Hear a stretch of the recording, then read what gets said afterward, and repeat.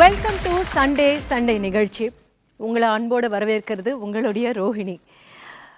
ஒரு குழந்தைய 10 மாதம் சுமந்து வலியோட பெத்தெடுத்து அதை பெற்றதுக்கப்புறம் அதுக்கு காது கேட்குதா, கண்ணு தெரியுதா, கை சரியாக வளருதா, கால் சரியாக வளருதா, பேச முடியுதா, அதுக்கப்புறம் நடக்குதா சரியா அப்படின்றது எல்லாத்தையும் தாண்டி வந்து சத்தான உணவு கொடுத்து எந்த நோயும் தாக்காமல் பாதுகாத்து அதுக்கு நல்ல படிப்பு கொடுத்துட்டு அதனுடைய எதிர்காலத்துக்காக என்னென்னலாமோ செஞ்சு ஓடா உழைச்சி சம்பாதிச்சு அவங்களுக்கு வேணும் அப்படின்றது எல்லாத்தையுமே சொல்லி கொடுத்து நல்ல இடத்துல கல்யாணம் பண்ணி கொடுக்கணும் அப்படின்றதுக்காக தெருவா அலைஞ்சு ஒரு நல்ல வரனை கொண்டு வந்து கல்யாணம் பண்ணி கொடுத்து அதுக்கப்புறம் அவங்க பெற்று கொடுத்துருக்கிற பேரனோ பேத்தியோ அவங்க நம்மளுடைய மடியில் வளரும்போது விளையாடும்போது அந்த ஆனந்தம் இருக்கே, அதுதான் எல்லாருமே எதிர்பார்க்குற ஒரு முழுமையான ஒரு மகிழ்ச்சியான வாழ்வு அப்படின்னு எல்லாருக்குமே தெரியும்.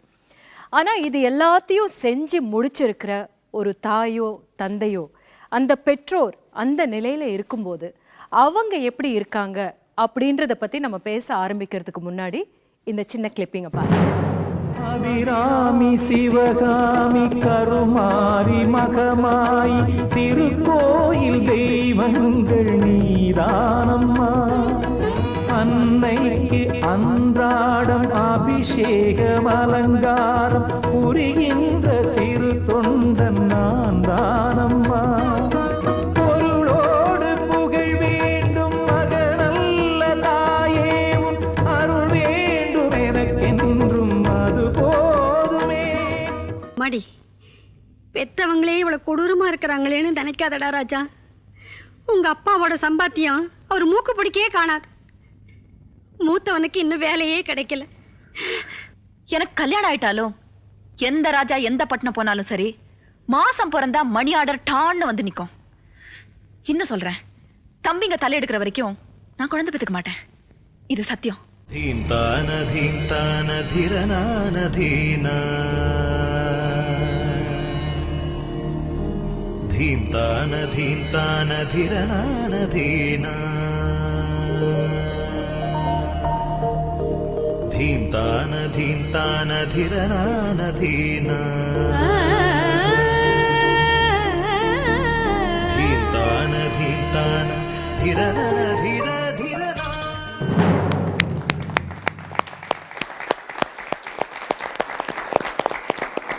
ரொம்ப மிக முக்கியமான ஒரு கேள்வியை கேட்க போகிறோம்.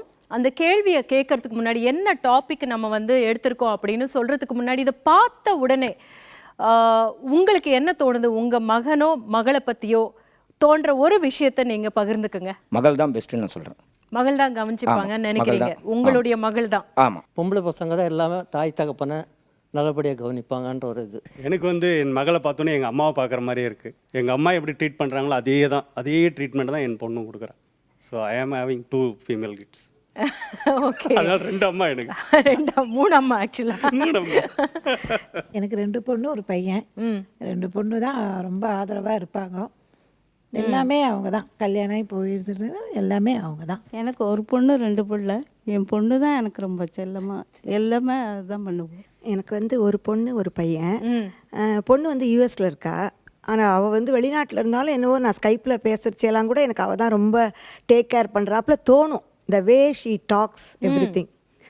அது ரொம்ப இம்பார்ட்டன்ட். ஆமாம், அதுவே பாதி நமக்கு ஒரு எனர்ஜி தெம்பு வந்து. ஆஃப்கோர்ஸ். எனக்கு ஒரு பையன் ஒரு பொண்ணு. பையன் ரொம்ப பிரியம், எல்லாம் நம்மள அவன் பிரியமாக பார்த்துப்பான். ஆனால் நமக்கு வந்து உணர்வு பூர்வமாக ரொம்ப ஃப்ளெக்சிபிலிட்டின்னா பொண்ணு தான். ஒவ்வொரு பாயிண்ட்டும் நம்மளை ரொம்ப புரிஞ்சுக்கிறது பொண்ணு தான். எனக்கு ஒரு பையன் ஒரு பொண்ணு இருக்காங்க. பட் எனக்கு வந்து 2 பேருமே பார்த்துப்பாங்க. ஆனால் இப்போ பையன் ஊரில் இருந்தானா அந்த இடத்துல நம்ம பார்க்குறது வந்து மகள் தான். எனக்கு இருக்கிறது ஒரே ஒரு பையன்தான். இருந்தாலும் வந்து பொண்ணு இல்லையங்கிற ஏக்கம் இன்னைய வரைக்கும் எனக்கு இருக்குது. இல்லைன்னு இல்லை. ஆனால் பொம்பளை பிள்ளைங்க தான் வந்து அம்மாவோட கஷ்ட நஷ்டம் எல்லாத்தையும் தெரிஞ்சு நல்லா உணர்ந்து புரிஞ்சு இருப்பாங்க. அவங்க தான் கடைசி வரை நமக்கு துணை நிற்பாங்கங்கிறத நான் உறுதியாக நம்புகிறேன். எனக்கு 2 பையன் ஒரு பொண்ணு. ஆனால் 3 பசங்களை பாசமாக தான் இருக்காங்க. இருந்தாலும் வந்து பையன் தான் ரொம்ப இதுன்னு சொல்லிட்டு சொல்லுவேன் நான். ஏன்னா பொண்ணு பாசமாக இருந்தாலும் அவளுக்கு புகுந்த வீட்டில் கட்டுப்பாடு இருக்கிறதுனால அவள் வந்து எதையும் அதை மீறி நமக்கு எதுவும் செய்ய முடியாது. பையனுக்கு எந்த கட்டுப்பாடும் கிடையாது. தன்னால அவன் கண்டிப்பாக அம்மாவுக்கு செய்வான். ஸோ இந்நேரத்துக்கு வந்து டாப்பிக்கே புரிஞ்சிருக்கும்னு நினைக்கிறேன். பெற்றோர்களை கடைசி வரை பார்த்துக்கொள்வது மகனா மகளா அப்படின்ற ஒரு கேள்வி எடுத்திருக்கோம் இன்னைக்கு. மகன்கள் தான் அப்படின்னு ஆணித்தரமா பேசுறதுக்காக அருள் பிரகாஷம், குணசேகரன் அவர்கள், இல்ல மகள்கள் தான் அப்படின்னு பேசுறதுக்காக விமலா, மல்லிகா வந்திருக்காங்க. சுருக்கமா உங்களுக்கு இருக்கிற புரிதல், உங்க குழந்தைங்களை பத்தி இருக்கிற ஒரு புரிதல் சொல்லுங்க. நீங்க என்னோட அம்மா அப்பா கூட இருக்கும் போது என் பிரதர் தான் எங்கள் அம்மா அப்பாவை நல்லா பார்த்துப்பான். என்னை விட நான் செல்ல பொண்ணுன்றனால ரொம்ப இதாக தான் இருப்பேன். ஆனால் அவன் தான் எங்கள் அம்மா அப்பாவை நல்லாவே பார்த்துப்பான். ஸோ நீங்க நம்புறீங்க ஆமாம், ஆம்பளை பசங்க தான் நல்லா பார்த்துக்குவாங்க கடைசி வரைக்கும் அப்படின்னு? என்னுடைய அனுபவத்தில் நான் ரொம்ப ஒரு நோய்வாய்ப்பட்ட காலத்தில் என் மகளும் மருமகனும் பக்கத்தில் இருந்தாங்க. அவங்களால ஒரு முடிவு எடுக்க முடியல. உடனே என்னுடைய மகள் வந்து அண்ணாவுக்கு ஃபோன் பண்ணா, அப்பாவுக்கு என்ன, ஓகே டன், நான் அதை கிளம்பி வரேன்.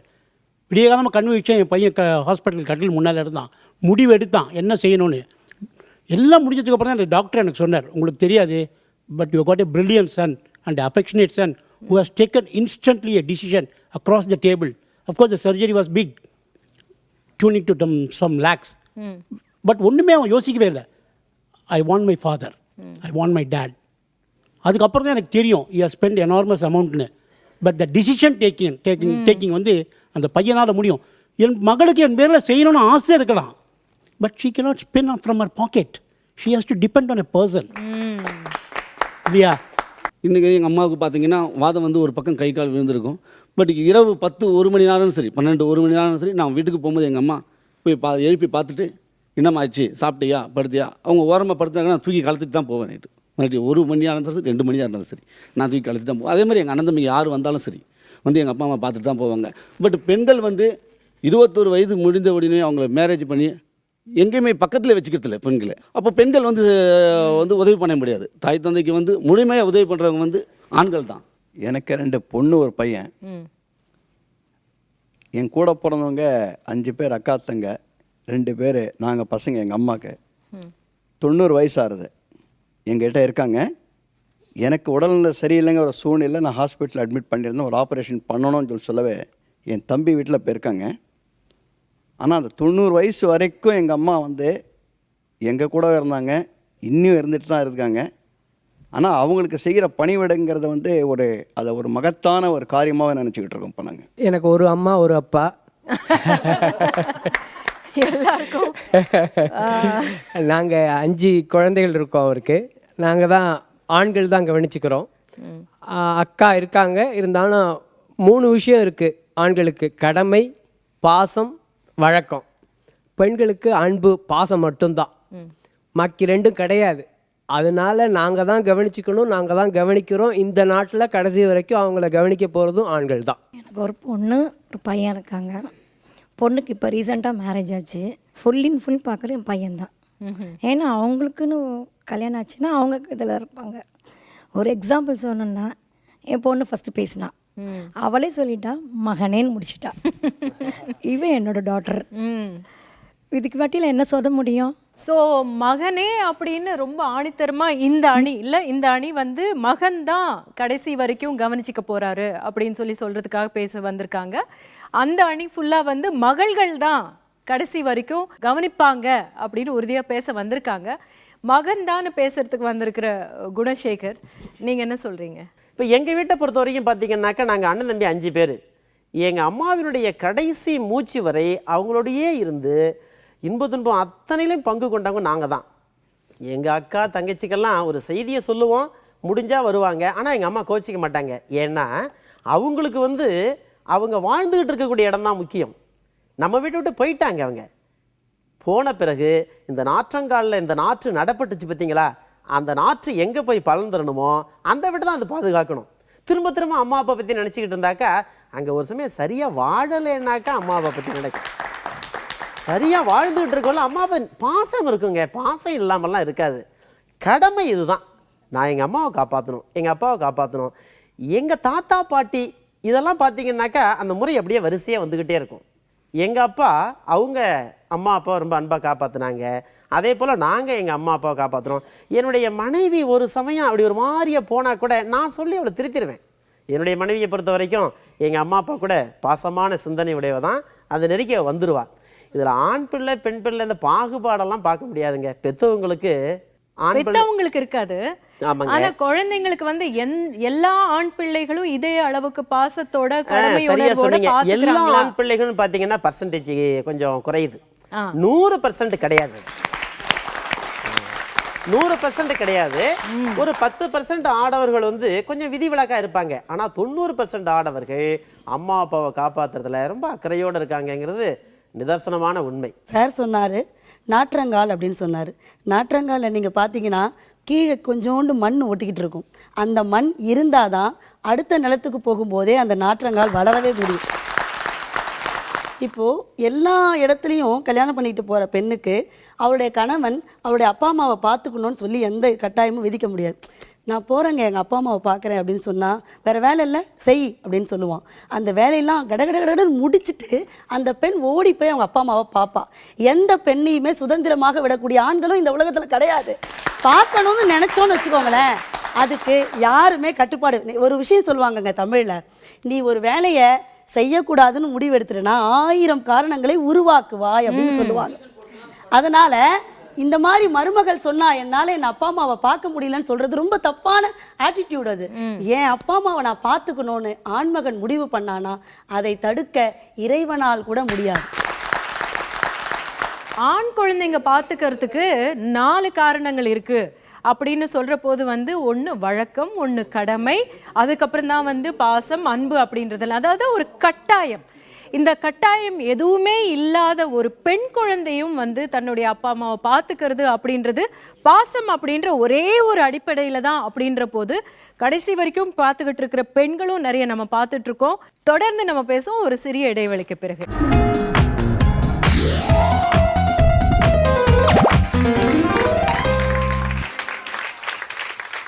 Welcome back to Sunday Sunday.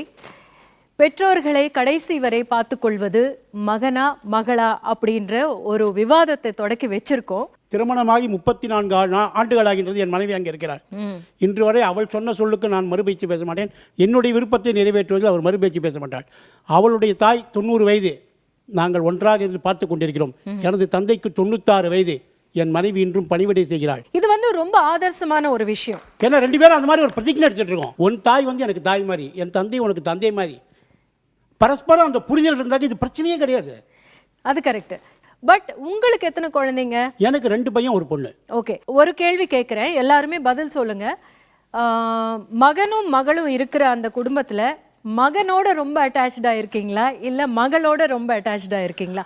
உண்மையா சொல்லுங்க. உண்மையை சொல்றேன். அது வந்து பிரச்சனை சார்ந்த அது இதுவாக தான் இருக்குமே தவிர பொதுப்படையாக இருக்க முடியாதுமா. பிரச்சனையை பத்தி கேட்கலையா? இல்ல மகனோட தாங்க. என் மகன் தினம் எனக்கு ஃபோன் பண்ணுவான். இல்ல சமாளிக்கிறேன். இன்னைக்கு சொல்றேன், மகனோட அட்டாச்சா என் மகள் என் மனைவி அங்க உட்கார்ந்தா கூட ஒரு நாள் பையன் காலையில கொஞ்சம் நேரம் கழிச்சு, என் பையன் ஒரு பையன் துபாயில இருக்கான், ஒரு பையன் யூஎஸ்ல இருக்கான், ஃபோன் பண்ணலானே யோசிப்பா. ஆனா மகள் வாரத்துக்கு ஒரு நாள் தான் பேச முடியும். ஏன்னா அவள் கணவர் அவளுக்கு அனுமதி கொடுக்க வேண்டும். அட்டாச்சா இருக்கிறது உங்க மகனோட தான். அவர்கிட்ட கொடுங்க. ஆண்மகன் கூட தான். அப்படியா? ஆமா. உங்களுக்கு பொண்ணு இருக்கா? பொண்ணு இல்லை, 2 பையன்.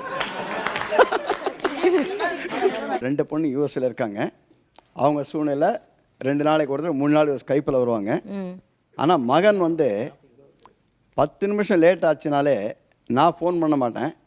ஆனால் என் வீட்டில் ஒய்ஃபுக்கிட்ட கேட்டு இன்னும் ஆச்சு, லேட் ஆச்சு, அவன் எப்போ வருவான், லேட் ஆகுமா, நீ ஃபோன் பண்ண அவனோட தான் உங்களுக்கு ரொம்ப அட்டாச்மெண்ட். மகள் யூஎஸில் இருக்கான். அவர் தினம் ஸ்கைப்பில் என்னோட பேசுவான்.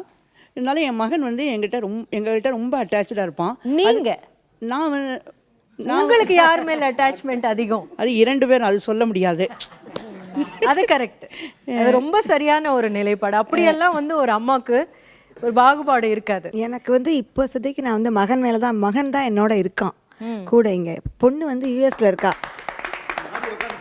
ஒரு நிமிஷம் ஜஸ்ட் இருங்க நான் முடிக்கிறதுக்குள்ள இதுக்கு முடிக்க விடுங்க. ஏன்னா அவள் வந்து இந்த பையனுக்கு அக்காவோ, அவள் பெரியவோ, அவளை வந்து டேக் கேர் பண்ணிக்கிற ஒரு இதெல்லாம் அவளுக்கு வந்துடுத்து. தனியாகவே இருந்து பழகி எல்லாமே பார்த்துக்கிறா. இவன் எங்களோடையே இருக்கிறதுனால இப்போ ஈவன் எங்கள் ஹஸ்பண்ட் வந்து ஏதாவது கோச்சுனா கூட என் பையனை நான் அவனுக்கு போய் சப்போர்ட் பண்ணுவேன். வந்து எதுக்கு சும்மா ஏதாவது அவனை சொல்லிட்டு இருக்கேன், விடுங்கோளா, அவன் இஷ்டத்துக்கு அவன் இருக்கட்டும், அவனுக்கு என்ன தெரியாதா சின்ன பையனா அப்படின்லாம் நான் கொஞ்சம் சப்போர்ட் பண்ணுவேன். பட் எனக்கு மகன் மேலே தான் அட்டாச்மெண்ட் அதிகம். ஆனால் ஏன்னா அதுக்கு ரீசன் சொல்கிறேன், அவளுக்கு வந்து எல்லாமே தெரிய வந்துடுத்து. இவன் சின்ன பையன், இவன் ஒர்க் பண்ணின்னு இருக்கான் ஆஃப்கோர்ஸ். ஆனால் அவனுக்கு இன்னும் கொஞ்சம் கற்றுக்கணுமே, அவன் இன்னும் அந்த அளவுக்கு பொண்ணு அளவுக்கு அவனும் ஷைன் ஆகி வரணுமே, அரவணைப்பு அவனுக்கு வந்து நம்மளோட சப்போர்ட் இன்னும் தேவைப்படுறது. அப்படிங்கிறதுனால அந்த அட்டாச்மெண்ட்டு எனக்கு அவன் மேலே அதிகமாகவே இருக்குது. எனக்கு வந்து எங்கள் அக்கா பசங்க தான். அக்கா பசங்க ஏதாவது சமையல் செஞ்சோம்னா எடுத்துன்னு போனால் நாங்கள் அக்கா பையன்ட்ட சொன்னால் சரி சித்தி அப்படின்னு சொல்லி விட்டுருவான். பட் எங்கள் அக்கா பண்ணுவோம், எனக்கு கண்டிப்பாக எடுத்துகிட்டு வாங்க சித்தி, ஏன் சித்தி இவ்வளோ நேரம் வெயிட் பண்ணிட்டு இருக்கீங்க, செஞ்சு முடிச்சோன்னே எடுத்துகிட்டு வந்திருக்க வேண்டியதானே அப்படின்னு சொல்லும்போது பொண்ணு தான். நான் எங்கள் அம்மா அப்பாவை நான் எக்ஸாம்பிள் எடுக்கும்போது மகளுங்க தான், நாங்கள் தான் வந்து பார்த்துக்கிறோம் அம்மாவை. ரொம்ப அட்டாச்மெண்ட். உங்க அண்ணாவை விட உங்ககிட்ட தான் ரொம்ப அட்டாச்மெண்ட் உங்க அம்மா அப்பா கிட்ட பாத்துக்கிட்டீங்க. ஆமா கண்டிப்பா. அப்படி தோணுதா உங்களுக்கு? கண்டிப்பா. எந்த தந்தையும் தாயும் இந்த சமுதாயத்துல, நம்ம தமிழ் சமுதாயத்துல பெண்ணை சார்ந்து வாழ விருப்பப்படுவதில்லை. ஒரு பெண் கிட்ட தான் போய் தன்னுடைய முதிய காலத்துல தங்கணும்னு நினைச்சா அது அவமானமா நினைக்கிறாங்க. பையன் இருக்கும்போது, பையன் இருந்தும் பெண்கிட்ட போகலாம் வரலாம், 5 நாள் 10 நாள் 20 நாள் தங்கலாம். ஆனால் தன்னை பாதுகாக்கிற அந்த கவசம் மகனாகத்தான் இருக்கணும். ஒரு மரியாதை குறைவா பாக்குறாங்க இல்லையா? அவமானமாவே கூட பாக்குறாங்க. பதில் சொல்லுங்க. அதுக்கு அவங்க பதில் சொல்றாங்க. அவர் அந்த மாதிரி சொல்றதுக்கு நான் வந்து மறுப்பு தெரிவிக்கிறேன். எப்படின்னா, இப்போ அம்மா வந்து அவங்க பார்த்துக்கிறது இருக்கட்டும், இருந்தாலும் அவங்க வந்து செக்யூர் பண்ணுறது வந்து மகளுங்கிட்ட தான். இப்போ எங்கள் அம்மாவும் தான் எங்ககிட்ட வந்து இருக்கிறதுக்கு இது பண்ணுவாங்க. மக வீட்டில் வந்து இருக்க மாட்டாங்க. 1 மணி நேரம் 2 மணி நேரம் தான். பட் இருந்தாலும் அவங்க நம்ம கிட்ட தான் ஷேர் பண்ணிப்பாங்க. மகளுங்கிட்ட தான் வந்து அவங்க வந்து ஷேர் பண்ணிக்கிறது, அண்ணன்கிட்ட கிடையாது அந்த மாதிரி. இப்போ அந்த அம்மாவுக்கு மனசுல என்ன கஷ்டங்கிறத இவங்க ஷேர் பண்ணிக்கிட்டாங்கன்னா, அந்த அம்மா ஏமா மக வீட்டுக்கு போறாங்க, அப்போ இவங்க மாமியா மட்டுமா நினைக்கிறாங்களே தவிர அம்மாவா நினைக்கலம்மா. அது உண்மையிலே எனக்கு வந்து இப்போ வேற உலகத்துல இருக்கிற ஃபீலிங் இருக்கு. இல்லை என்ன விஷயம்னா, இன்னைக்கு வந்து பேப்பர்லேயும் டிவிலையும் பார்த்தாக்கா அம்மா அப்பாவை பார்த்துக்கல அப்படின்னு சொல்லிட்டு பசங்க மேலே தான் வந்து கம்ப்ளைண்ட் கொடுக்குறாங்க. எந்த பொண்ணு மேலேயும் இது வரைக்கும் யாராவது ஒருத்தர் கொடுத்துருக்குறாங்களா? இல்லை. ஏன்னா ஒவ்வொரு பொண்ணுங்களும் வந்து ஏன்னா அதான் சொல்கிறேன், ஏன்னா இது வந்து ஆணாதிக்க சமூகம். இப்போ நீங்கள் சொன்னீங்க இல்லையா, அதாவது வந்து ரிசைன் பண்ணிட்டு பையன் வரான்னு, இதே ஒரு மருமகள் இல்லை ஒரு பொண்ணு யூஎஸில் இருக்கிறவங்களோ இங்கே இருக்கிறவங்களோ நான் ரிசைன் பண்ணிட்டு வரேன்னா அடுத்த கட்டம் இம்மீடியட்டாக அந்த ஆண் பண்ணக்கூடிய விஷயம் டைவர்ஸ். நீ எங்க அம்மாவை பாத்துக்க போறியா, நீ இரு, உன் வேலையை விட்டுட்டு இங்க இரு. ஆனா அதை விடுறது யாரு? ஆஹா, இன்னைக்கு நிறைய நடந்துகிட்டு இருக்கு. இங்க இருக்கிறவங்க எல்லாம் வந்து பையன் பிடிக்கும்னு சொன்னவங்க எல்லாம் 2 மகன் வச்சிருக்கிறவங்க. ஒரு பொண்ணு ஒரு பையன் வச்சிருக்கிற பேரண்ட் கிட்ட நீங்க கேளுங்க, மனசாட்சியை தொட்டு சொல்லுங்க, என் பொண்ணு தான் பிடிக்கும்னு சொல்லுவாங்களே தவிர பையன் பிடிக்கும்னு சொல்ல மாட்டாங்க. இன்னொரு விஷயம் சார் சொன்னாரு, அதாவது கடைசி காலத்துல தன்னுடைய மகன் கிட்ட இருக்கிறது தான் தனக்கு வந்து பிடிக்கும். ஏன்னா பெண்ணுக்கிட்ட இருக்கிறது வந்து ஒரு அவமானமா நினைக்கிறாங்க. ஒரு சர்வே ஒன்று சொல்லுது, வருத்தமான சர்வே தான், நான் பதிவு பண்ணி ஆகணும். 2 மகள்கள் இருக்கக்கூடிய பேரண்ட்ஸ் இப்போதைக்கு முதியோர் இல்லங்களில் இருக்கவே மாட்டாங்க. 2 மகன்கள் இருக்கக்கூடிய பேரண்ட்ஸ் மட்டும்தான் முதியோர் இல்லங்களில் இருக்காங்க. இந்த ஒரு பொண்ணு ஒரு பையன் வச்சிருக்கிற பேரண்ட் படுற பாடு இருக்கு பாருங்க, திரிசங்கு சொர்க்கம் மாதிரி. பையன் வீட்டில் இருந்தால் நிம்மதி கிடையாது, பொண்ணு வீட்டில் இருந்தால் நிம்மதி. ஆனால் இவங்க சொல்லுகின்ற இந்த சமூக அவலம் இருக்கு பாருங்க, எங்கே தன்னையும் தன் பெண்ணையும் சாடிடுமோன்னு சொல்லி இங்கேயும் இருக்க முடியாமல் அங்கேயும் இருக்க முடியாமல் அவதிப்பட்டு இருக்கிறாங்க. இதுதான் ஒரு பொண்ணு ஒரு பையன் வச்சிருக்கிறவருடைய அவலம். 2 பசங்க வச்சிருக்கிறவங்க நிம்மதியாக எனக்கு இந்த வீடே வேணாம்ப்பா சாமி, முதியோர் இல்லத்தில் போய் விழுந்துடுறாங்க, அங்கே இருக்கக்கூடிய ஃப்ரெண்ட்ஸோடையாவது நிம்மதியாக இருப்போம்னு சொல்லிட்டு. பசங்க வீட்டுக்குள்ளே நுழைஞ்சாலே ஷூவை கழட்டி அந்த பக்கம் இந்த பக்கம் ஒன்று போட்டு அவன் பாட்டுன்னு ஒரு தனி உலகத்தில் இருக்கிறான். பொண்ணுங்க தான் ஓடி வந்து, அம்மா எங்கள் ஸ்கூலில் இது நடந்தது, அம்மா எங்கள் ஸ்கூலில் இது நடந்ததுன்னு பெண்கள் தான் சொல்லுவாங்களே தவிர ஒரு தலைவலின்னு சொல்லுங்க. எங்கள் அக்கா பையன் சொல்லுவான் தலைவலின்னு. எங்கள் மாமா சொன்னால் எங்கள் அக்காட்ட போய் சொல்கிறான், எப்படிம்மா தலைவலிக்கே தலைவலி வருது, ஆச்சரியமாக இருக்குதுமாங்கிறோம். பொண்ணுங்களா இருந்தால் என்ன தெரியுமா பண்ணுவாங்க, ஓடி போய் தயத்தட்டு வந்து கொடுத்து அப்பாவுக்கு தடவி விடுவாங்க. அந்த இன்பத்தை நீங்கள் இழந்துட்டீங்க. 2 மகன்கள் இருக்கிறது அந்த இன்பத்தை இழந்துட்டீங்க. நீங்கள் சொன்னீங்கல்ல பெண்களால் பார்த்துக்க முடியாது, ஏன்னா அவங்களுடைய காலகட்டம் அது.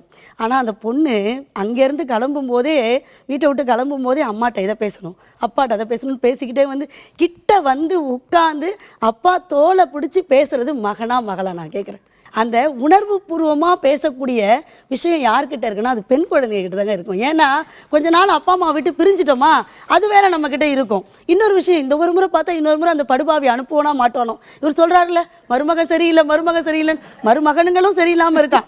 அடுத்த முறை அந்த படுபாவி எந்த நிலைமையில் இருப்பான்னு தெரியாது. இப்போவே நம்ம அப்பா அம்மாட்ட பேசிப்போன்னு சொல்லி பேசிட்டு அது பின்னால் அவங்க கிட்ட இருக்கக்கூடிய அன்பை மிக சரியாக பரிமாறிக்கொள்றது யாருன்னா அந்த டைமை மிஸ் பண்ணவே மாட்டாங்க, வேஸ்ட் பண்ணவே மாட்டாங்க. பெண் குழந்தைங்க வந்து பார்த்தீங்கன்னா பேசிக்கிட்டே இருப்பாங்க. இன்னொரு விஷயம், கடைசி காலத்தில் முதுமையில் வரக்கூடியது பாருங்க வியாதி. இன்னைக்கு எல்லாரும் மாட்டிக்கிறது அதில் தான் sir.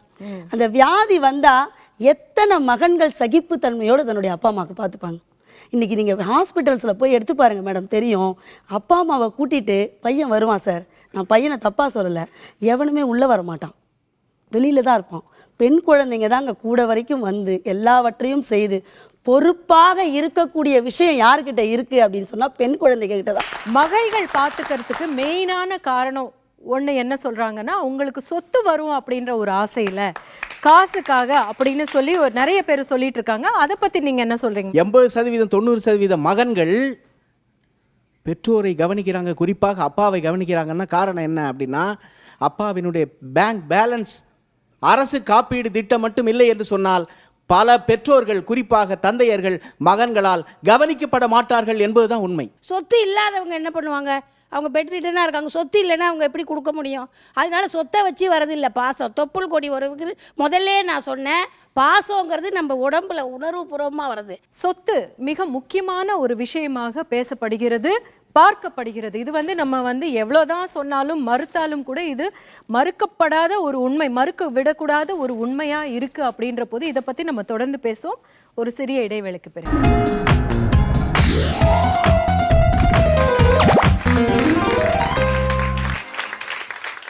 Welcome back to Sunday. வயதான பெற்றோர்களை மகன்கள் தான் அதிகமாக பார்த்துக்கிறாங்க, இல்லை மகள்கள் தான் பார்த்துக்கிறாங்க அப்படின்னு காரசாரமாக இங்கே விவாதம் நடந்துக்கிட்டு இருக்கு. இப்போ மகன்கள் வந்து சொத்துக்காக தான் நம்மளுடைய அப்பா அம்மாவை பார்த்துக்கிறாங்க அப்படின்னு சொல்லிட்டு ஒரு குற்றச்சாட்டு இருக்குது. நிறைய பேர்கிட்ட நான் வந்து அது அவங்க சொல்லி கூட கேள்விப்பட்டிருக்கேன். அது உண்மைன்னு ஒத்துக்கிறீங்களா, இல்லை உங்களுக்கு அதை பற்றி ஏதாவது வேற கருத்து இருக்கா? சொத்துக்காக பார்த்துக்க முடியல, பாசம் இருக்குது அவளுக்கும். இப்போ பெண்கள்லாம் வந்து பாசத்தை ஒரு நாளைக்கு ஒரு நாள் மொத்தமாக கொட்டி தீர்த்துப்புற, இவன்கிட்ட பாசம் இருக்குது, கொஞ்சம் கொஞ்சமாக அப்பப்போ தராங்க, அது கணக்கில் வராத மாதிரி இருக்குது, வேற ஒன்றுமே கிடையாது. அப்படி இவனுக்கும் சொத்து, யாருக்கும் சொத்து ஆசை இல்லை, எல்லாருக்கும் சொத்து ஆசை இருக்குது. 2 காலம்னா அம்மா கொடுப்பாளான்னு தான் எல்லாரும் பார்த்துட்டு இருக்கா, வேற ஒன்றும் கிடையாது. அதனால் வந்து பையன்தான் வந்து சொத்துக்கு ஆசைப்படுறான், பொண்ணுக்கு இது பண்ண. ஆனால் பொண்ணு வந்து நம்மளுடைய இனமாக இருக்கிறதுனால அவள் நம்மளுடைய ஃபீலிங்ஸை புரிஞ்சிக்கிறாவோ, அவள் புரிஞ்சிக்கிறதுனால வந்து அவள் ரொம்ப பாசமாக இருக்க மாதிரி இருக்குது. அதே மாதிரி பிள்ளைக்கு வந்து அதே சேர்ற பொண்டாட்டி வந்து இதே மாதிரி பாசமான ஒரு பொண்டாட்டி சேர்ந்துட்டான்னா ஆண் வெற்றி அடைஞ்சிடுறான், இல்லைன்னா அவன் ரொம்ப ஃபெயில் ஆகிடுறான். எந்த பெற்றோரையும் விட வாரிசுகள் நல்ல வசதி ஆகிட்டாங்க, இனிமேல் சொத்தெல்லாம் அவங்களுக்கு தேவையில்லை. நிறைய பேர் வேண்டான்னு சொல்லிட்டு போகிறாங்க, நீ என்ன வேணும். இப்போ எனக்கு தெரிந்த ஒருத்தர் அவருடைய வீடை அப்படியே முதியோர் இல்லத்துக்கு எழுதி கொடுத்துருக்கார், நேத்திக்கு கேட்டுட்டு வந்திருக்கேன். எங்கள் அம்மாவுக்கு வந்து நான் ஒரு சன், என்னோட அக்கா ஒன்று, ரெண்டு பேருமே நல்லா தான் பார்த்துக்குவோம். இப்போ ஒரு டீலிங் என்னென்னா, காட்பாடியில் வந்து எங்கள் அக்கா வந்து எங்கள் அம்மாவை பார்த்துக்கிறாங்க, நான் வந்து இங்கே வந்து என் மாமியாரை பார்த்துக்கிறேன். எங்கள் அப்பா வந்து எங்களை நல்லா படிக்க வச்சார், என்ன படிக்க வச்சா, எங்கள் அக்காவை படிக்க வச்சா, லைஃப் செட்டில் ஆகிடுச்சு. ஸோ இதில் சொத்தே இல்லை, எங்கள் சொத்துன்னா படிப்பு தான், வேற எதுவும் இல்லை. மகள்கள் வந்து இந்த மாதிரி சொத்துக்கு ஆசைப்படுறது கிடையாது, பாசத்துக்காக மட்டும்தான் அவங்க வர்றாங்க அப்பா அம்மாவை பார்த்துக்கிறதுக்கு அப்படின்னு ஒரு மிகப்பெரிய இல்லை, அது ஒரு ஸ்டேட்மெண்ட் இங்கே வந்திருக்கு. ஃபர்ஸ்ட்லேருந்தே அதே தான் சொல்லிட்டு இருக்காங்க, கடமைக்காக கிடையாது, இல்லை வழக்கத்துக்காக கிடையாது, பாசத்துக்காக மட்டுமே அப்படின்னு சொல்கிற போது இதை பற்றி நீங்கள் என்ன சொல்லணும்னு நினைக்கிறீங்க பேராசிரியர் அருள் பிரகாஷ்? இப்போ பெற்றவர்களை யார் பார்த்து கொள்ள வேண்டும்? பிள்ளைகள் தான் பார்த்துக்கணும். பெற்றவங்க எப்படி பார்ஷியாலிட்டி பார்க்காம பார்த்தாங்களோ, பொன் பிள்ளையும் ஆண் பிள்ளையும் ஒரே மாதிரி பார்த்தாங்களோ, அதே மாதிரி பிள்ளைங்களும் பார்ஷியாலிட்டி பார்க்காம அப்பா அம்மாவை பார்த்துக்கணும். ஆனால் யார் அதிகமாக பார்த்துக்கிறதுன்னு ஒரு விவாதம் வந்துட்டதுனால சில அளவுகோல்களை வைக்க வேண்டிய கட்டாயம் வந்துருச்சு. இப்போ இவங்க 2 பேருமே இவர்களை அறியாம ஒருத்தருக்கு ஒருத்தர் மாத்தி தான் பேசிட்டு இருக்காங்க. சில பேர் இந்த அணிக்கு சாதகமா பேசுறாங்க, சில பேர் அந்த அணிக்கு சாதகமா பேசுறாங்க. அது உண்மை சில நேரத்தில் உடைச்சிட்டு வெளியே வந்துடும். ஆனா இன்னைக்கு இவங்க நீங்க சொன்ன மாதிரி பெண்களுக்கு தான் பாசம் இருக்கு, ஆண்களுக்கு பாசமே இல்லை என்று உடைத்து விட முடியாது. அவங்க உடனே கண்ணீரில் காட்டி விடுகிறார்கள். காட்டாமல் எத்தனையோ ஆண் மக்கள் உள்ளே வைத்துக் கொண்டிருக்கிறார்கள். ஆனால் நேரடியாக அவங்களுக்கு பாசமே இல்லைன்னு இதை மாத்திர முடியாது. இதை எப்படி பார்க்கணும் இந்த பிரச்சனைனா, இன்னைக்கு வாழ்வியல் சூழல், இப்போ கொல்லி போட ஒரு பையன் இல்லையே அழுகிற தாய்மார்களை நாம் பார்த்துருக்கிறோம். ஆனா இன்னைக்கு குழந்தை 10 பேர் சொல்றான், பொண்ணு பிறந்துச்சா பரவாயில்லப்பா, கடைசி காலத்துல இந்த காலத்துல பொண்ணு தாப்பா காப்பாத்தும் சொல்றான். இரண்டும் இருக்கிற 2 நிலையிலும் இருக்குது. ஆனா இன்னைக்கு வாழ்க்கை சூழல்ல யாருக்கு அதிக சதவீதம் வாய்ப்பு இருக்கு, இதான் கேள்வி. அப்படி பார்த்தாதான் இந்த பிரச்சனையை ஒரு முடிவுக்கு வர முடியும். இங்க நிறைய பேர் பேசும்போது சொன்னாங்க, என் பிள்ளை நல்லா இருக்கா, என் பொண்ணு நல்லா இருக்கா, அங்க தூரத்துல இருக்காங்க. என்ன ஆகி போச்சு, இறக்கம் இமெயிலையும் சென்டிமெண்ட் ஸ்கைபிலையும் தான் வருது. இப்போ யாருக்கும் கூட இல்லை, இப்போ எல்லாம் தூரம் இருக்கான். தூரத்துல இருந்தே பாசம் பார்சல்ல வந்துட்டு இருக்கிற காலகட்டத்தில் யாருக்கு வாய்ப்பு இருக்குன்னா, பெண்களுக்கு அந்த வாய்ப்பு மரபு ரீதியாக மருமகளாக போக வேண்டிய கட்டாயம் இருக்கிற காரணத்தினால், கணவன் மனைவி அவள் தாய் என்கிற பல்வேறு அவதாரங்களை எடுக்க வேண்டிய கட்டாயம் இருக்கிற காரணத்தினால் ஆணை விட ஒரு சங்கிலம் அவள் குறைந்து வாய்ப்பு இருக்கிறது. அது குற்றம்னு சொல்லல, யாரும் நீங்க பாத்துக்கல பெண்கள்லாம் பார்த்துக்க தப்புன்னு சொல்ல. இந்த சமூக கட்டமைப்பில் உங்களுக்கு வாய்ப்பு கொஞ்சம் குறைவா இருக்கு. அதையும் மீறி என் கணவனையும் எதிர்த்து விட்டேன், தாயை பார்த்துக் கொள்வேன், சம்பளத்தை எங்க கொடுப்பேன்னு சொல்லுகிற சில போராளிகள் இருக்கிறார்கள். அவர்களை நாம் கையெடுத்து வணங்குறோம், அது பிரச்சனை இல்லை. இப்போ இங்க சொன்னாங்க இல்லையா, ஆஸ்பத்திரியில் உள்ளே போக மாட்டேங்கிறான், வெளியே போனா, ஏமா நீ உள்ளே போய் அம்மா அட்மிட் பண்ணு, நான் வெளியே டாக்டர்கிட்ட எவ்வளோ ஃபீஸ் ஆகுன்னு கேட்குறேன், வெளியே நின்று பேட்டுட்டு இருப்பான். இதில் என்ன தப்பு? இதை தவிர இது அவன் வெளியே இருக்கிறான், நான் உள்ள அவன் ஃபீஸ்க்கு அவன் பணம் கட்ட போயிருக்கான், உள்ளே போய் பெட்டெல்லாம் சுத்தப்படுத்திட்டு இருக்கா. இது பிரச்சனை அல்ல. பொதுவாகவே இன்னைக்கு இருக்கிற ஃபாஸ்ட்டாக போயிட்டு இருக்கிற இந்த கலாச்சாரத்தில், எல்லாரும் வேலை செய்ய வேண்டிய அவசியம் இருக்கிற இந்த கலாச்சாரத்தில், இன்னும் சொல்ல போனால் எல்லா பெண்களும் ஆண்களும் வேலைக்கு போக வேண்டிய கலாச்சாரத்தில், பெண்களும் ஆண்களுமாக சேர்ந்தே கூட எங்க அம்மா முதியோர் இல்லத்தில் இருக்கட்டும்னு வாரம் ஒரு போய் சந்தோஷமா 10,000 ரூபாய் 5 ஸ்டார் ஸ்டேட்டஸ்ல இருக்கக்கூடிய முதியோர் இல்லத்துல விரும்பியே போய் விட்டுட்டு வருகிற, நாங்க கொடுக்க முடியாத வசதியை எங்கள் பணத்தின் மூலமாக எங்கள் பெற்றோர்களுக்கு கொடுக்கிறோம்னு சொல்றவங்க எல்லாம் இருக்கிறாங்க. கேள்வி என்ன, யார் பார்த்து கொள்ளுகிறார்கள் என்பதல்ல, யாரால் அதிகம் பார்த்து கொள்ள முடியும். இன்றைக்கு இருக்கக்கூடிய பரபரப்பான உலகத்திலே, சமூக கட்டுப்பட்டு இருக்க வேண்டிய உலகத்திலே, பெண்ணை விட ஆணுக்கு ஒரு அங்கலம் வாய்ப்பு அதிகமாக இருக்கிறது என்பதுதான் நிதர்சனமான உண்மை. வாய்ப்பு யாருக்கு அதிகம்? வாய்ப்பு ஆண்களுக்கு தான் அதிகம்னு ஆணித்தரமா பேசியிருக்காரு. அந்த வாய்ப்பை எத்தனை ஆண்மகன்கள் சரியாக பயன்படுத்தி இருக்கிறீர்கள் நாங்க கேள்வி கேட்கிறோம். பயன்படுத்தாதவன் விதிவிலக்கு, அப்படியே வாய்ப்பு இருந்து கூட இப்படி அப்ப எல்லா பேச்சுக்குமே நீங்க சொல்லிக்கலாம். விதிவிலக்கு என்பது வரவே கூடாது. ஒரு தலைப்பு என்று வந்தால் வாய்ப்பு அப்படின்றது ஆண்களுக்கு அதிகமாக இருக்கு. நம்மளுடைய கட்டமைப்பு அப்படி இருக்கு, நம்மளுடைய சிவில் சொசைட்டியினுடைய ரூல்ஸ் அப்படி இருக்குன்றது ஒத்துக்கிறோம் சார். ஆனா அந்த வாய்ப்பு சரியாக கவனிக்கப்படுகிறதா அப்படின்றது மிக முக்கியமான ஒரு கேள்வி. அந்த முக்கியமான ஒரு கேள்விக்கு அடிப்படை என்ன அப்படின்றத பத்தி தான் நம்ம அலசி பேசிக்கிட்டு இருக்கோம். தொடர்ந்து பேசலாம் ஒரு சிறிய இடைவேளைக்கு பிறகு.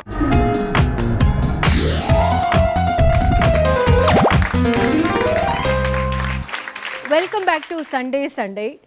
கடைசி வரை பெற்றோர்களை வைத்து பாதுகாப்பது, நன்றாக பார்த்து கொள்வது, மகனா மகளா அப்படின்றத பற்றி நம்ம காரசாரமாக விவாதிச்சுக்கிட்டு இருக்கோம்.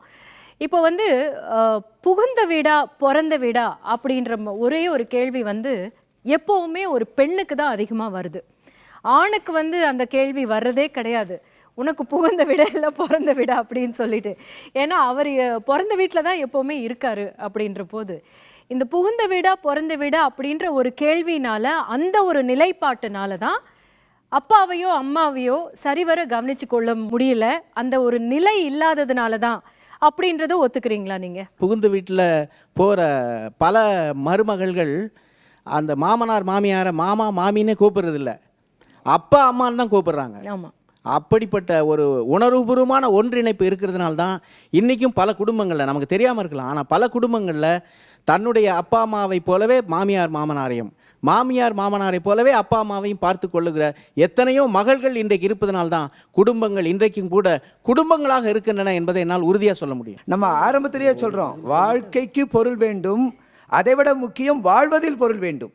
அது கரெக்ட். வாழ்க்கையில் பொருள் தேடி போகிறார்கள், பிள்ளையும் போகிறான் பொண்ணும் போகிறான். ஆனால் இந்த பெண் தான் எவ்வளவு விரும்பினாலும் கணவனுடைய அனுமதி இல்லாமல் தன்னுடைய தாய் தந்தையை காப்பாற்ற இயலாது இதுதான் கட்டமைப்பு, இதுதான் சத்தியம். பெரும்பாலான பெற்றோர்கள் நம்ம எப்படி எடுத்துக்கணும்னா ரொம்ப மன சித்திரவதையில் இருக்காங்க. ஏன்னா நீங்கள் சொல்ல மாதிரி அந்த கௌரவத்தை விட்டு கொடுக்க முடியாமல் நம்ம பையனை பற்றி மற்றவங்க ஏளனை செய்யாமல் இருக்கணுமே, நம்ம பையன் கௌரவத்தை நம்ம காப்பாற்றணுமேன்னு சொல்லிட்டு கஷ்டப்பட்டு இருக்காங்களே தவிர அவங்கள வந்து மனம் திறந்து கேளுங்க எத்தனை பேர் முதியோர்கள் இது போகிறதுக்கு தயாராக இருக்காங்க. ஏன்னா பிரச்சனைகளை கொண்டு போய் பையன்கிட்ட சொன்னால் பையன் வந்து வாயே திறக்கிறதில்ல. இந்த மாதிரிலாம் உன் மனைவி பண்ண அப்படின்னு சொல்லும்பொழுது இல்லைம்மா இதை 2 பேரை உட்கார வச்சு நான் பேசுகிறேன், இல்லை என் மனைவிட இதை பற்றி நான் விவரமாக பேசுகிறேன்னு பையன் சொல்கிறதே இல்லை. அதுக்கு பதிலாக நானும் எங்கள் அம்மாவும் பேசும்பொழுது என் மனைவி பார்த்துட்டா எனக்கும் என் மனைவிக்கு பிரச்சனை வரும்னு சொல்லிட்டு தாய்கிட்ட பேசாமே தவிர்க்கின்ற பையன்களும் இந்த சமூகத்தில் இருந்துட்டு இருக்காங்க. திருமணத்துக்கு முன்னாடியே எங்கள் அம்மா அப்பாலாம் முதியோர் இல்லத்துக்கு போனோம், நான் இப்போ கல்யாணம் பண்ண போகிறேன் அப்படியே இந்த குற்றச்சாட்டுக்கு உங்களுடைய பதில்? இல்ல நான் என்ன சொல்றேன்னா ஒரு பெண் வந்து நீங்க என்ன கேட்டீங்க, ஒரு பெண்ணுக்கு வந்து வாய்ப்பு இருக்கா புகுந்த வீட்டுக்கு போன பிற்பாடு பிறந்த வீட்டுக்கு செய்து வாய்ப்பு இருக்கான்னு கேட்டீங்க. இல்ல வாய்ப்பே இல்லைனாலும் அந்த பெண் என்ன பண்றா, ஒருவேளை கணவனுக்கு கூட தெரியாம எங்க இருக்கேன்னு ஒருவேளை கணவன் ஃபோன் பண்ணானா ஆஃபீஸில் இருக்கேன்னு சொல்லிட்டு அந்த நடுவில் இருக்க டைம்லோட ஓடி போய் அம்மாவை பார்த்து அம்மா கையில் பணம் கொடுத்துட்டு வருகின்ற பெண்கள் இந்த சமூகத்தில் இருக்கிறாங்க. இதே நான் மகனை கேட்குறேன் மேடம், இப்படிப்பட்ட வாய்ப்புகள் இருந்தாலும் பையன் என்ன பண்ணான்னு தெரியுங்களா, என் மனைவி என்கிட்ட கோச்சிட்டு அம்மா வீட்டுக்கு போயிட்டு போகிறான், என் மனைவிக்கு எனக்கு சண்டை வரப்போகுதுன்னு நினச்சிக்கிட்டு தன் தாய்கிட்ட பேசுதே தவிர்க்கிறாங்க. இதை விட கொடுமை, இன்னொரு கொடுமை என்னென்னா தனக்கு பிறக்கின்ற குழந்தைகள் தன் தாய்கிட்ட பேசலை தன் அப்பா கிட்ட பேசலைன்னு பையனுக்கு தெரிஞ்சாலும் நம்ம அப்போ உன்னுடைய ஆயா தாத்தாடா நீ போய் அவங்ககிட்ட பேசிட்டு வா, காலையில் போய் குட் மார்னிங் சொல்லு, ஸ்கூல் போகும்போது அவங்ககிட்ட சொல்லிட்டு போன்னு சொல்லவே மாட்டாங்க. தன்னுடைய அந்த ஒரு வயதான ஒரு பெண்மணி வீட்டில் தனியாக இருப்பாங்க. இந்த மருமக என்ன பண்ணுவான்னா அந்த அம்மாகிட்ட பேசாமே தவிர்த்துட்டு அந்த குழந்தைங்களை வளர்க்குறாங்க. வளர்க்கின்ற குழந்தைங்கள் என்ன நினைக்குதுன்னா இது ஒரு வேண்டாத பொருள் வீட்டில் இருக்க போகுது, ஒரு வேண்டாத ஒரு வேஸ்டேஜ் பொருள் தான் நம்ம வீட்டில் இருக்குன்னு நினைக்கிறதே தவிர நம்முடைய தந்தையை பெற்றெடுத்து ஒரு உணர்வுமிக்க ஒரு உருவம் அங்கே உட்கார்ந்து கொண்டு இருக்கிறது என்பதை கூட அந்த குழந்தைகள் உணர முடியாமல் தடுக்கிறார்கள் என்றால் அதற்கு காரணம் பையன் வந்து நல்லா இருக்கியாம்மா, மாத்திரை சாப்பிட்டியாம்மா, உடம்பு எப்படி இருக்குது, இன்றைக்கி ஹாஸ்பிட்டல் போயிட்டு வந்தியாம்மா என்று ஒரு வார்த்தை கேட்டால் போதும் அவன் கல்யாணம்லேருந்து என்கிட்ட பேசுறதே இல்லை என்று சொல்கின்ற தாய்மார்கள் இந்த சமூகத்தில் இருந்து கொண்டு இருக்கிறார்கள் என்பதுதான் நிதர்சனமான உண்மை. எந்த தாயும் பெண்ணை சொல்கிறதில்ல, என் பொண்ணு வந்து என்கிட்ட ஒரு வார்த்தை கூட பேசலை, பேசி 10 நாள் ஆச்சு, பேசி 1 வருஷம் ஆச்சுன்னு சொல்ல.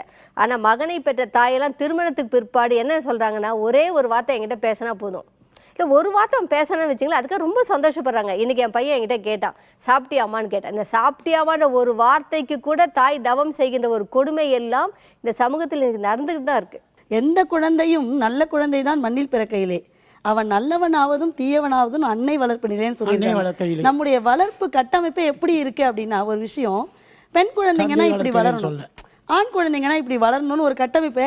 பொம்பளை பிள்ளை தான் இந்த வேலையை எடுத்து தொடப்பத்தை எடுத்து பெருக்கணான்னு வச்சுக்கோங்களேன், பையன் ஆம்பளை பையனை செய்ய வேலையா இது, போ தம்பிக்கிட்ட பாப்பாடு கூட அப்படின்னு சொல்லக்கூடிய காலகட்டம். அம்மா இருக்கிற வீட்டில் எந்த பையனையும் ஒரு தாய் செய்ய விட மாட்டான், அதுதான் உண்மை. அதுக்கும் தாய் தான் சொல்ல முடிச்சிடுறேன். அப்போ அப்படியே நம்ம வளர்த்துட்டு வர்றதுனால அந்த பையன் ஒரு கிரேட்லேருந்து இறங்க முடியல, அதுவும் ஒரு காரணம். ஆனால் பெண் குழந்தைய நம்ம ரொம்ப ஃப்ளெக்சிபிலிட்டின்னு ஒரு வார்த்தையை யாரோ உபயோகப்படுத்துகிறாங்க, அது பெண்மைக்கே உரியது மேடம். அது அந்த ஃப்ளெக்சிபிலிட்டி இருக்கிறதுனால தான் அவள் எப்பொழுதுமே இங்கே வர்ற விவாதம் என்ன, இன்னொரு விவாதம் மருமகள் சரியில்லை, அந்த வாய்ப்பே கூட வச்சுப்போம். மருமகளுடைய அப்பா அம்மாவையும் பெண்ணுடைய அப்பா அம்மாவையும் பையனுடைய அப்பா அம்மாவையும் கொண்டு வந்து ஒரே வீட்டில் வச்சா இன்னொரு பிரச்சனை வரும். சின்ன சின்ன விஷயத்து மட்டும் அவங்க அப்பா அம்மாவுக்கு மட்டும் பெரிய பெரிய கறி துண்டா போட்டா எனக்கு கீழே கடந்த ஒரு கரிசலை கொடுத்தான்னு சொல்லுவாங்க. அந்த வேரியேஷன் கம்பேரிசன் அங்கே வரும், அதுவும் டேஞ்சரான ஒரு விஷயம். அவங்கவுங்க வீட்டில் நீங்கள் கஞ்சி குடித்தாலும் அவங்க வீட்டில் குடிக்கிறதா இருந்தால் அதனால தான் நம்ம சமுதாய கட்டமைப்பு ரொம்ப இம்பார்ட்டண்ட்டான ஒரு விஷயத்துக்கு வந்திருக்காங்க விமலா. கஞ்சி குடிச்சாலும் அவங்க வீட்டுல குடிக்கணும் அப்படின்றது, அது அவங்க வீடு அப்படின்றது யாருடைய வீடு அப்படின்னு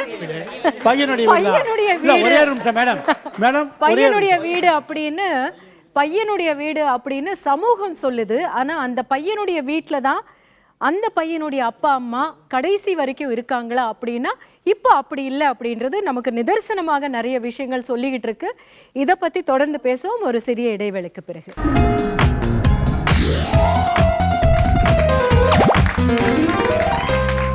வெல்கம் பேக் டு சண்டே.